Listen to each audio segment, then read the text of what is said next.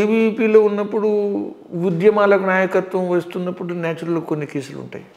అయిన తర్వాత ర్యాలీలు తీసినప్పుడు, ప్రొటెస్ట్ మార్చులు తీసినప్పుడు, లేకపోతే నేను హంగర్ స్ట్రైక్ చేసిన చాలాసార్లు. కాబట్టి వీటి సందర్భంగా కొన్ని కేసులు ఉండొచ్చు, పోరాటానికి సంబంధించినటువంటి కేసులు. ఇప్పుడు ఏబీవీపీ ఇంకా విస్తరించింది. దాని అప్పుడు ఉండేటువంటి డైమెన్షన్ ఏదైతుందో ఇప్పుడు డైమెన్షన్స్ మారినాయి. ఎలా మారాయంటారు? నేను విన్నది ఏంటంటే అప్పుడు నిస్వార్థంగా సొసైటీ కోసం, ప్రజల కోసం ఆలోచించే ఏబీవీపీ ఇప్పుడు పూర్తిగా స్వార్థపూరితంగా మారింది అనేది. అంటే అప్పుడు చాలాసార్లు ఏమైందంటే ప్రజలలో ఈ సిద్ధాంతం పట్ల పనిచేసేటువంటి వాళ్ళకు ఏమీ లభించదు, త్యాగము అయిన తర్వాత ఒక సమిధగా మారాల్సిందే. కాబట్టి అసలు వాస్తవం కూడా బీజేపీ కానీ ఆర్ఎస్ఎస్ కానీ మేము అందరం పనిచేస్తున్నప్పుడు ఇది ప్రభుత్వాన్ని నడిపించగలిగేటువంటి ఒక సిద్ధాంత విచారధారగా ఉంటుంది అని ఊహించని పరిస్థితుల్లో మేము పనిచేసాం. కాబట్టి అప్పుడు ఏం వచ్చేది ఉండదు, సమాజంలో కూడా రికగ్నిషన్ కూడా రాదు, గుర్తింపు కూడా రాదు. అటువంటి పరిస్థితుల్లో పనిచేసినటువంటి ఉంటాయి. ఈరోజు విద్యార్థి పరిషత్ ఏబీవీపీలో ఉంటే కూడా బీజేపీకి సంబంధం లేదని టెక్నికల్గా చెప్పినప్పటికి కూడా అసలు ప్రధానమంత్రి మీ ఓడే, లేకపోతే హోమ్ మినిస్టర్ మీ ఓడే, లేకపోతే ఆ రాష్ట్రానికి ముఖ్యమంత్రి మీ ఓడే.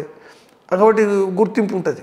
మామూలుగా ఏం ఆశించిన వాళ్ళు కూడా వాళ్ళను అంటే సంబంధం లేకున్నా కానీ మీ ఊర్లే కదా, మీదంతా మీదే కదా అనే గుర్తింపు వస్తుంది.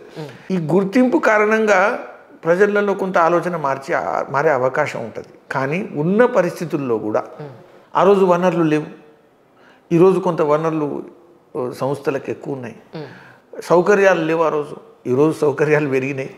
అయితే ఏది పెరిగినప్పటికి కూడా ఇప్పుడు ఉండేటువంటి విషయాల్లో అప్పుడేంది అనేది ఇప్పుడేంది అనేది సరి అయినటువంటి విశ్లేషణ కాదు.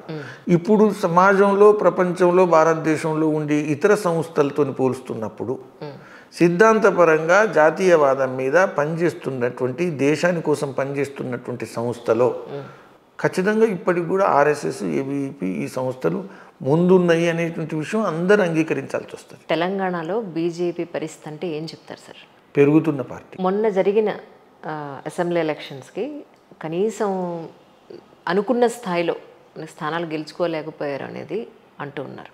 మరి ఈ పరిస్థితుల్లో మీరు ఏం విశ్లేషణ చేసుకున్నారంటే పార్టీ పరంగా ఇంకా విశ్లేషణ జరగలేదు, సమీక్ష జరగలేదు, జరుగుతుందని చెప్పడం జరిగింది, జరుగుతుంది. అయితే ఏది ఏమైనా మేము పెరగాలనుకుంటున్నటువంటి సమయంలో ఎంతైతే పెరగాలని ఆశించినమో, ఎంతైతే కేంద్ర నాయకత్వం ఈ యొక్క పెరగాలనేటువంటి క్రమంలో పార్టీ కోసం ఎంతైతే శ్రమించిందో, ఎంతైతే పెట్టుబడి పెట్టిందో వాటితో గమనిస్తే ఇది ఒక సెట్ బ్యాక్. ఇది ఖచ్చితంగా ఆలోచించుకొని భవిష్యత్తు దశ నిర్వచించే ముందు ఖచ్చితంగా ఇది సమీక్షించుకోవాలా, ఎందుకు ఇబ్బందులు వస్తున్నాయి, ఎక్కడ మేము అంటే ముందు అడిగలేకపోయాం అనేది ఆలోచించాలా. అయితే కానీ భవిష్యత్తు అంధకారం, చీకటిమయం అనేటువంటి పరిస్థితి అయితే ఏం లేదు. ఎన్నికల ముందు అతి తక్కువ సమయంలో బండి సంజయ్ గారిని తప్పించడం వల్లే పెద్ద దెబ్బ కొట్టిందనేది మీడియాలో నానుతున్న మాట. దీని మీద మీ అభిప్రాయం ఏంటి? అది స్థూలంగా ఆలోచించేటువంటి వాళ్ళు, లేకపోతే పూర్తి అవగాహన లేనటువంటి వాళ్ళు ఈ విధంగా అంటే ఒక పర్యవసానం అయితే, ఒక పరిణామం ఏదైతే వచ్చిందో ఆ పరిణామాన్ని మనం మీద నుంచి విశ్లేషిస్తున్నప్పుడు ఈ విధంగా దానికి జోడించేటువంటి అవకాశం ఉంది, ఆ విధంగా జోడించేటువంటి జరుగుతున్నది.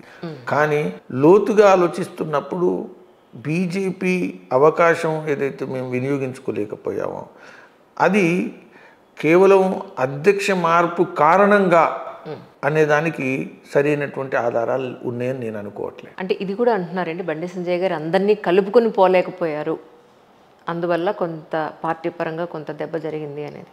ఇది ఎంతవరకు కలుపుకొని పోలేకపోయారా, లేకపోతే మార్పు కారణంగానా, లేకపోతే కాంగ్రెస్ బలోపేతం ఎందుకు అయ్యింది, కాంగ్రెసు కర్ణాటక ఎన్నికల గెలుపు కారణంగా ఇక్కడ వచ్చినటువంటి చేంజ్ ఏంటి, వీటన్నిటి విషయంలో అయిన తర్వాత మాకు ఇంకా సంస్థాగతంగా మేము ఎందుకు ఎదగలేదు, అనేక జిల్లాల్లో ఉదాహరణకు ఖమ్మంలో, లేకపోతే నల్గొండలో, లేకపోతే ఉమ్మడి వరంగల్లో బీజేపీ ఒక రాజకీయ పార్టీగా బలంగా ఎందుకు గత 3, 4, 5, 6, 7 సంవత్సరాల్లో మేము ఎదగలేకపోయామో వీటన్నిటిని కూడా కూలంకషంగా ఆలోచించాల్సిందే.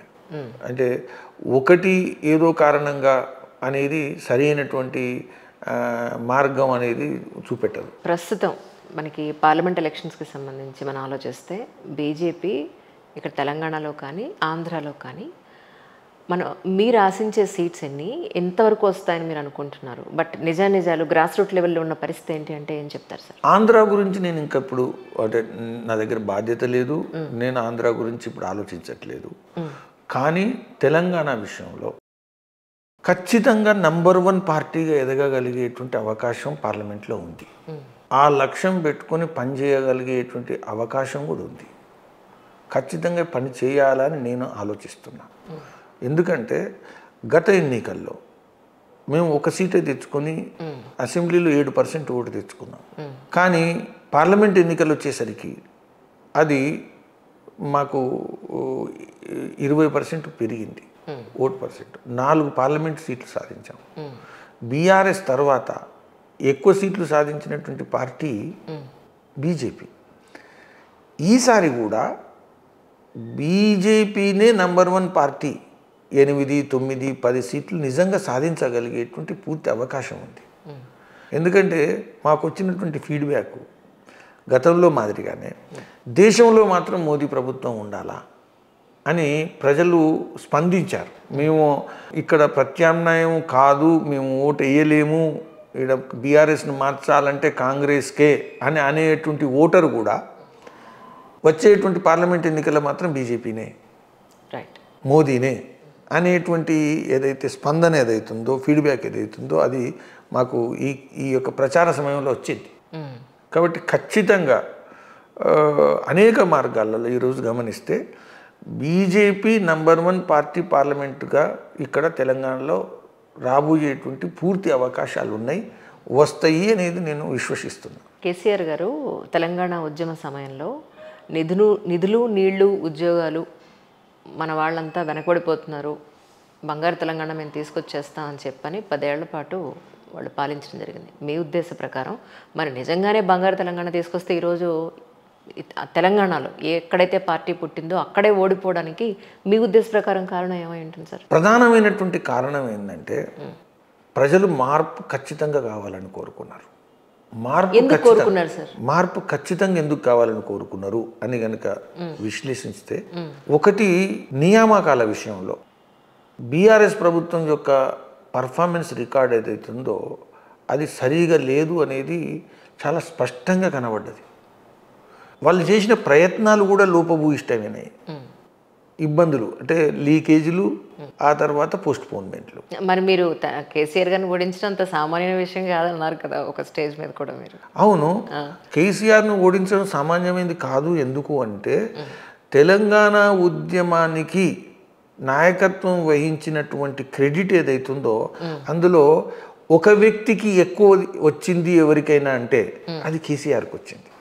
అందరం ప్రయత్నం చేయొచ్చు. ఇప్పుడు ఇది కష్టంగా ఓడిపోయారా మరి లేకపోతే ఈజీగా ఓడిపోయారంటారా? కాదు, నేనేం చెప్పానంటే నియామకాల విషయంలో ఒకసారి ఇప్పుడు యాంటీ బీఆర్ఎస్ అనేది ప్రధానంగా పనిచేసింది, యాంటీ కేసీఆర్ అనేది ప్రధానంగా పనిచేసింది. ఎందుకంటే ఒకటి నేను చెప్పాను నియామకాల విషయంలో. ఈరోజు ఏ యూనివర్సిటీ ఇవ్వండి, యూత్ ఏదైతుందో చేంజ్ సహజంగా కోరుకున్నారు. ఎందుకంటే యూత్కి అర్థమైంది ఏంటంటే ఇక బీఆర్ఎస్ ఉంటే నియామకాలు అనేటువంటి విషయంలో మనం ఆశించలేము, ఆలోచించలేము అనేది. ఇది ఒకవైపు. రెండో వైపు బీఆర్ఎస్లో ఇంకొక ఇంపార్టెంట్ విషయం ఏంటంటే కుటుంబం కుటుంబం కుటుంబం అనేది చాలా విపరీతంగా కనబడ్డది. అంటే తెలంగాణ ప్రజలు తెలంగాణ ఉద్యమానికి రాజకీయంగా లాభం ఇచ్చింది కేసీఆర్కి ఎక్కువ, బీజేపీ కన్నా, కాంగ్రెస్ కన్నా. కానీ ఆ లాభాన్ని ఒక కుటుంబ పరిమితం చేసి కుటుంబానికి మొనోపలి చేసినటువంటి, అంటే మీరు ఎక్కడ పోస్టర్ చూసినా ఎక్కడ చూసినా ఒక ఫ్యామిలీ ఫిలిమే. టీఆర్ఎస్ లేకపోతే ప్రభుత్వం అన్నా పార్టీ అన్నా ఏదైనా ఫ్యామిలీ ఫిలిం. అయితే ప్రజలు తెలంగాణ ప్రజలు అది ఒప్పుకోలేదు. కాబట్టి ఖచ్చితంగా దీని మార్పులో ఇది కూడా ప్రధాన పాత్ర వహించింది. నియామకాలు ఇతర సమస్యలతో పాటు ఇది కూడా సమస్య. మూడో విషయం ఏంటంటే 9.5 సంవత్సరాల్లో స్థానికంగా ఉండేటువంటి కరప్షన్, ఒక రాష్ట్ర స్థాయిలో ఉండేటువంటి కాళేశ్వరం కరప్షనే కాదు, స్థానికంగా ఉండేటువంటి కరప్షన్, ట్రాన్స్ఫర్ అయిన కరప్షనే, పోస్టింగ్ అయిన ఏదున్న కరప్షనే. కాబట్టి వీటన్నిటి కారణంగా ఇది ప్రజలిచ్చినటువంటి మార్పుకై తీర్పు.